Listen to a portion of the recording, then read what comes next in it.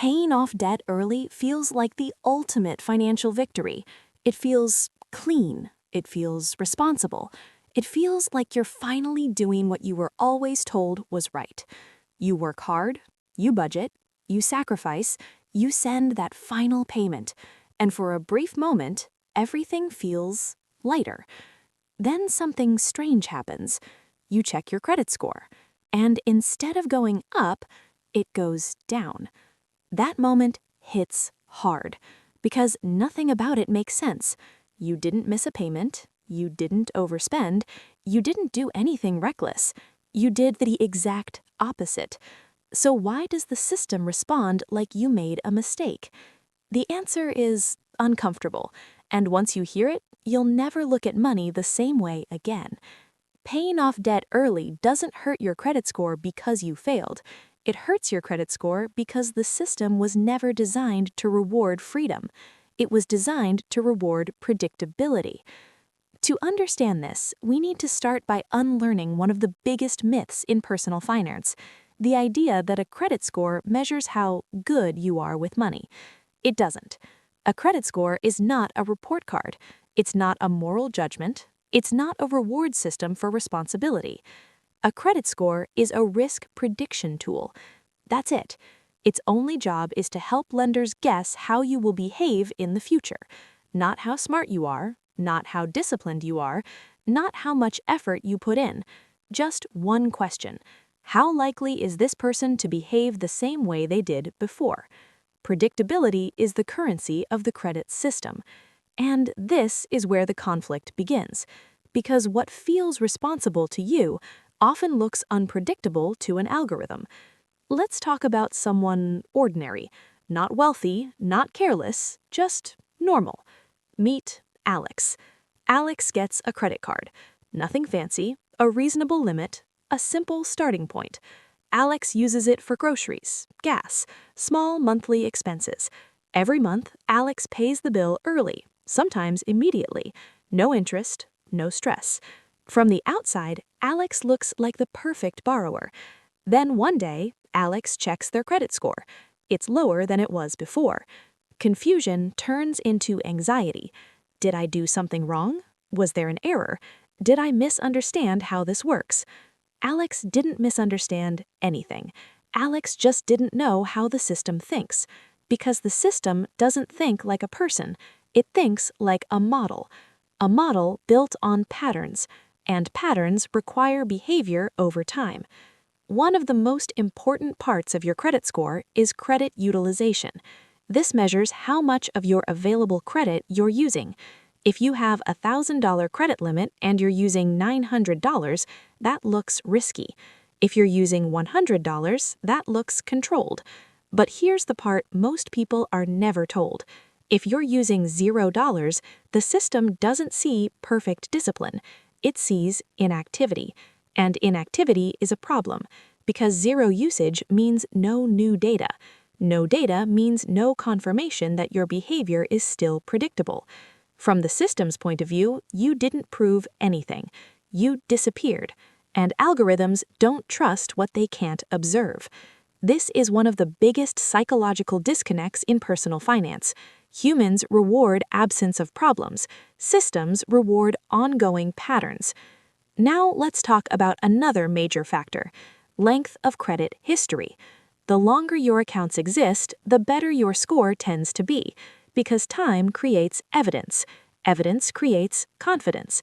When people pay off debt early, they often close accounts. They think they're being smart. I don't need this anymore. But closing an account shortens your history. It removes proof. Years of on-time payments can vanish from your profile overnight. The system doesn't remember intent. It remembers structure. Then there's credit mix.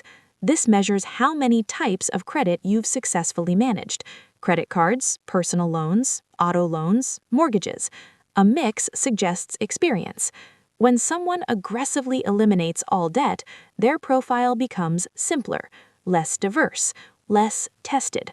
From a risk perspective, that looks like uncertainty, and uncertainty is dangerous to lenders.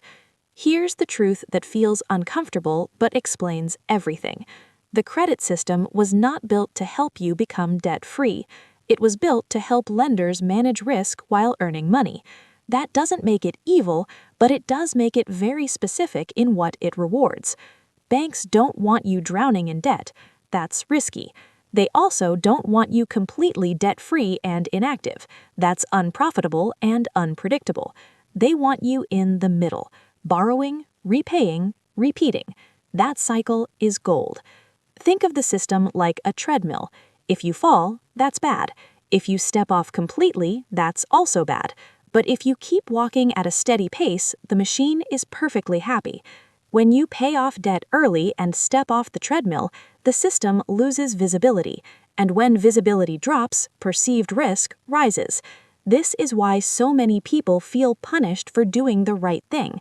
They followed the advice they were given, but the advice wasn't written by the system.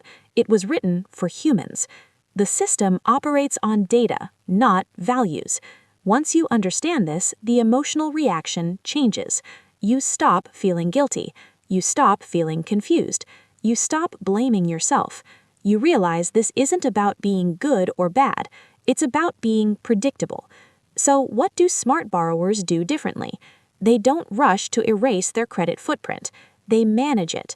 They keep old accounts open even if they barely use them. They let small balances report before paying them off. They keep utilization low, but not zero. They focus on consistency, not speed. Late payments damage your score more than carrying a small balance ever will. High utilization hurts more than having debt itself. Closing accounts hurts more than letting them sit unused. This is where the irony becomes clear. Some people struggling with debt have high credit scores because they're consistent. Some people trying desperately to escape debt get penalized for breaking patterns. This doesn't mean you should stay trapped forever. It means you should understand the system while you're still inside it. Credit is a tool, not a moral test, not a reflection of your worth, just a system that rewards boring, predictable behavior. When you stop treating credit like a race and start treating it like a long game, everything changes. You stop panicking over tiny balances. You stop rushing to close accounts. You see debt not as failure, but as something to control. And control is the real goal. Because real financial freedom doesn't come from fighting the system blindly. It comes from understanding how it works and using it deliberately. Once you see the rules clearly, you stop feeling punished. You stop feeling confused. You stop feeling behind. You realize you were never bad with money. You just weren't taught how the game actually works. And now you are. If this changed the way you think about debt, credit, or money in general, you're not alone. Most people never hear this explained honestly. That's why these conversations matter. Because the system doesn't explain itself. But once you understand it, you stop fearing it. You stop reacting emotionally. You start making calm, strategic decisions. That's when money stops feeling like pressure and starts feeling like control. If you want more clarity like this, more honest breakdowns of systems that quietly shape your life, and fewer financial surprises, consider subscribing. Financial freedom isn't about avoiding the rules. It's about understanding them better than everyone else. And now, you do. Thanks for watching our video. Like and subscribe our channel to watch more informative videos. Don't forget to press the bell icon and get notification of new videos.